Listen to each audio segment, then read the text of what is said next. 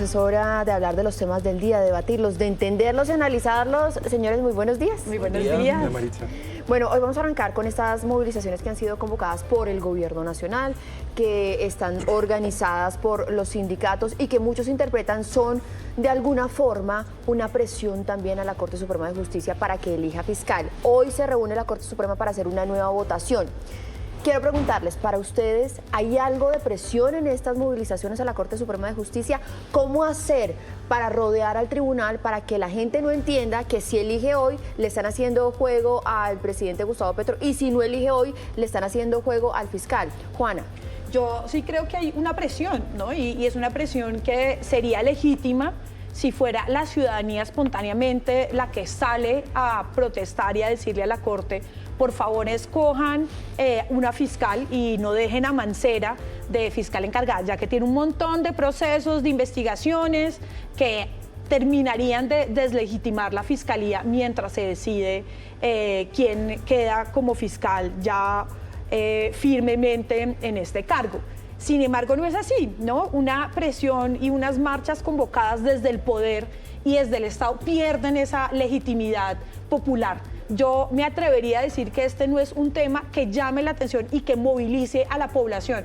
La gente, la mayoría de las personas no saben qué está pasando en la fiscalía, cuál es la terna, quiénes son las mujeres, y no es un tema que sea de preocupación en el campo popular en este momento. Entonces ahí es donde pierde un poco legitimidad esta presión. Yo creo que ¿cómo rodear a la Corte? Es que creo que también la Corte siente esa presión, no por elegir o no elegir, sino porque cualquier decisión que tome va a tener un efecto contrario en la opinión pública. Ok, claramente hay un entorno enrarecido, no solamente, digamos, son las movilizaciones de hoy, varios líderes de opinión, el editorial del Espectador ayer es muy duro en que la Corte tiene que elegir y eso le bajaría presión, digamos, al momento que estamos viviendo. El gobierno mismo ha enviado mensajes, entonces creo que hay un ambiente enrarecido. Ojalá hoy la Corte tome una decisión con claridad, con precisión, ojalá con unas mayorías significativas para que no haya debate. Pero porque lo cierto es que toma una decisión, claro, lo que pasa es que ese ambiente enrarecido, ¿no? digamos, lo que había sido normal, que la Corte generalmente toma unos meses, hoy estamos en un contexto diferente. Muchas suspicacias sobre quién quedaría al frente de la Fiscalía, la vicefiscal más Mancera, ahí hay unos mensajes, entonces yo creo que no lo ha tomado fácil la Corte. Parece ser que incluso la reunión del presidente con el presidente de la Corte Suprema no gustó entre algunos magistrados porque les pareció que 2 días antes de que tomaran la decisión y se reunieran no era un mensaje. Entonces sí, hay un ambiente enrarecido, ojalá haya normalidad institucional y la Corte elija hoy la nueva fiscal general de la Nación. Pues Maritza, yo creo que es una obviedad que estas marchas se configuran como una presión a la Corte, contrario a lo que de forma insólita dice el presidente, sino porque las marchas ocurren el mismo día que la Corte va a elegir a la nueva fiscal. Pues por supuesto eso evidencia que el efecto que se busca es decirle a la Corte: usted tiene que elegir a la nueva fiscal hoy, y eso es una clarísima presión. Pero me parece también muy grave que de alguna manera le estemos dando juego a la narrativa de que no, presionar a las Cortes es un atentado a la democracia, pero presionar a la Fiscalía desde el Ejecutivo no lo es. A ver, la Fiscalía hace parte de la rama judicial, es un poder público igual de legítimo que la Corte Suprema de Justicia, y que el Ejecutivo salga a marchar con sus sectores sociales cercanos en contra de la Fiscalía, pues es igualmente grave, y más grave todavía que se estén usando recursos públicos de forma descarada y abierta para tal efecto, para hacer estas convocatorias.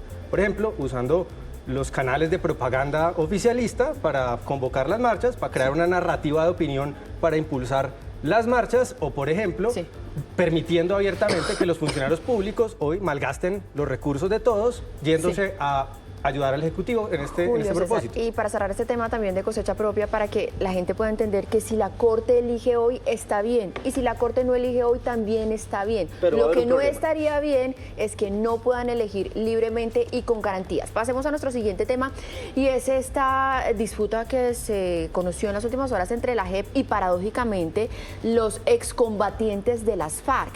La JEP ha recibido críticas de víctimas, de sectores de la oposición en este momento, momento pues de la derecha, de sectores jurídicos, pero ahora están recibiendo críticas del Partido Comunes, que recordemos estuvieron sentados en la mesa de diálogo diseñando justamente esa jurisdicción especial, con un elemento adicional, ¿no? Y es que ellos se quejan frente al presidente de la República, claro, como excombatientes, pero hoy hacen parte de un partido que pertenece a la coalición de gobierno, al pacto histórico del que es el presidente de la República, Julio César. No, pues es difícil encontrar palabras para expresar lo grave que es esto, ¿no? Es realmente indignante, una cachetada a la sociedad colombiana que ha tenido una enorme laxitud, pues con un grupo de personas que cometió crímenes del todo horrendos, pero no ha sido suficiente para ellos y con todo descaro dicen no nos gustan ni siquiera estas condiciones enormemente laxas y necesitamos más y más concesiones. Pues esto es realmente insólito y como dices tú, Marixa, es que no estamos hablando de cualquier cosa, estamos hablando de un partido de gobierno. A ver, no hay que olvidar que Comunes hace parte de la organización del gobierno, hace parte de la coalición gubernamental en el Congreso. Y palabras más, palabras menos, nos está diciendo en un comunicado que si la JEP no accede a sus peticiones, pues van a romper el acuerdo. Dice que se apartaría. ¿Y eso qué significa? ¿Que van a volver a cometer ordinaria? ¿Crímenes o se van a someter a la justicia ordinaria? No, eso no es cierto. Eso no es cierto. Eso jurídicamente además no Entonces, ¿qué tiene significa? pie. ¿Qué Significa, como dijo la ¿Que JEP, se van a ir a la cárcel 40, No. 50 años a cumplir crímenes, Julio, condenas por secuestro y asesinato? Julio, no, quiere decir la respuesta de la JEP. Creo que esa narrativa que se ha construido, que la JEP es muy laxa, está también permeada por un medio de un poco de ignorancia, de no saber cómo funciona un tribunal especial para la paz, porque es el primero que tenemos en nuestro país, ¿no? Que además es totalmente autónomo, cosa que la derecha le ha criticado enormemente. La JEP está vendida a la guerrilla. No, la JEP acá está demostrando que es autónoma y que crea sus propias reglas y les está diciendo, si ustedes estas reglas no las cumplen, se van a la justicia ordinaria, porque ustedes en el momento en el que firmaron... Incluso lo que se ha dicho... Pero sin gritar, muchachos, para que podamos discutir. Lo que se ha porque si dicho no, se vale. es que la JEP es un tribunal hecho a la medida de las necesidades de las FARC. Y lo que demuestra esto es que no, es que la JEP es un tribunal de justicia, autónomo, independiente, que está tomando sus decisiones. Hay 3 decisiones que a ellos les molesta, que no haya un solo macrocaso, sino 9, y les dolió muchísimo el macrocaso que acaban de abrir sobre el Nogal.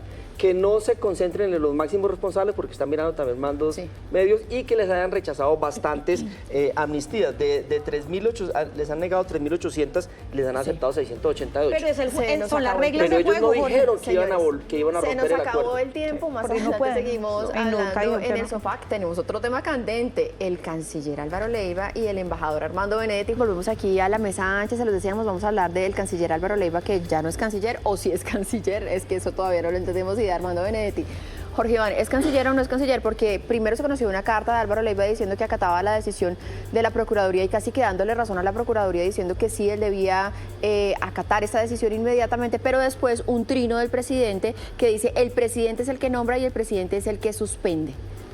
Pues si no fuera canciller, entonces en este momento tenemos un vacío de poder. No habría canciller y no habría, por ejemplo, quien recibiera a la delegación del Consejo de Seguridad de Naciones Unidas, ¿sí? Por cierto, ¿quién la va a recibir? No, pues digamos, si no hay Esa es la canciller, pregunta. si no hay canciller, ¿Por qué? entonces digamos quién la va a recibir. Pero bueno, no, lo recibe el presidente, Ahora, puede haber sorpresa, delegados, tendremos incluso la hoy embajada en sorpresa. Estados La tensión- Unidos, está el vicecanciller, es decir, creo que eso es una de las Hemos cosas hablado de más que hay una resolver. tensión institucional en estos días en el país y entonces cualquier decisión o cualquier discusión jurídica que en condiciones normales se resolvería sin problema, hoy es un gran escándalo, ¿sí? Entonces debió haber acatado inmediatamente, tendría que haber esperado que el presidente nombrara su reemplazo. Ahí hay toda una discusión que enrareció mucho más el ambiente. O sea, Jorge Iván, y para precisar, ¿sería una decisión entonces sin consulta del canciller esa decir acato la decisión de la Procuraduría? Porque después sale este trino que es un poquito, que sube la tensión del presidente diciendo, ¿es el presidente el que suspende? Lo que pasa es que yo creo que si uno mira con cuidado ese comunicado, ya él está empezando a cuidar su responsabilidad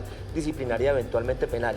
Y uno ve que el comunicado está redactado por un abogado para evitar que si No es ese lo van a tonito responsabilizar, a veces subido de él como que Leiva, ¿no? pone reservas de lo que le pueda pasar penal y disciplinariamente. Es cierto. En todo caso, Juana, sí es muy curioso que el comunicado de Leiva acatando la decisión de la Procuraduría se dé justo después de que tuviera que firmar ese decreto nombrando a Benedetti, el mismo Benedetti al que él calificó hace 6 meses como drogadicto. Eso no deja de ser bastante particular, ¿no? El canciller que pasa a decir, Benedetti es un drogadicto al que no se le puede creer nada y firma el nombramiento. ¿No será que un poco lo obligaron a firmar y que él dice, no, hasta aquí llego yo? Creo que había cierta urgencia de que Benedetti se fuera y que Benedetti esté en Italia, ¿no? Creo que ahí había una urgencia con el gobierno, hasta él dijo, no, pues fue lo que me tocó, pero sí estaba claramente esperando algo y creo que es la forma de protegerlo, salvaguardarlo, además cuando se ha mencionado que al parecer tiene la nacionalidad italiana y que en caso de cualquier proceso él quedaría blindado con fuero y sin poder ser extraditado. Y además llega a una embajada donde no necesita beneplácito, Maritza, pues Julio. una auténtica vergüenza lo que está pasando con el señor Benedetti, además del tema de su supuesta drogadicción, pues es evidente que no cumple con las condiciones éticas para enfrentar el cargo. Nos vienen diciendo, la narrativa del gobierno es que hoy van a marchar sectores sociales porque es imposible, no es ético que la señora Mancera quede a cargo de la fiscalía porque está muy cuestionada y tiene investigaciones en contra. Y el mismo día o los mismos días el gobierno nombra al señor Benedetti, que tiene tantas o más cuestionamientos tan o más graves que la señora Pero mire, Mancera Julio, como embajador. Entonces, pues, ¿qué coherencia hay? Lo que hay es una hipocresía Julio, profunda. pero mire que Benedetti ha sido uribista, ha sido santista, ha sido petrista y siempre cae parado. Pero- no le pasa absolutamente nada. Pero es que Increíble. no nos olvidemos que el señor Impresionante. Benedetti en esas grabaciones telefónicas salió a decir que tenía conocimiento de una cantidad de dinero descomunal que entró ilegalmente a la campaña Y del este no es el presidente. primer No estamos escándalo hablando... que tiene. Benedetti lleva una historia de escándalos, de corrupción, de chuzadas, de miles de cosas y nunca le ha pasado No nada. ¿Qué es podemos- lo que, por qué está tan protegido por tantas Jorge, personas? no sé que no ha hablado de Benedetti. No, yo creo que él no reúne las condiciones técnicas para ocupar un cargo que es excesivamente técnico. Digamos, la FAO se ocupa de un tema que es central en el mundo, que es la seguridad alimentaria. Ahí había que poner un interlocutor que pudiera hablar del tema. Claramente es puesto ahí, digamos, para blindarlo, para que quizás no declare, pero no es puesto por una decisión técnica, que es lo que nos importaría en política exterior. Ayer, por ejemplo, Maritza hablaba de los gastos de estos embajadores, y en estricto sentido el problema no es el gasto de la embajada, si quien llega allí es una persona técnica que aporta con discusiones, y claramente pues Benedetti no se le ha conocido nunca una trayectoria en materia de temas en seguridad alimentaria, entonces no sé cuál va a ser su aporte en esta misión.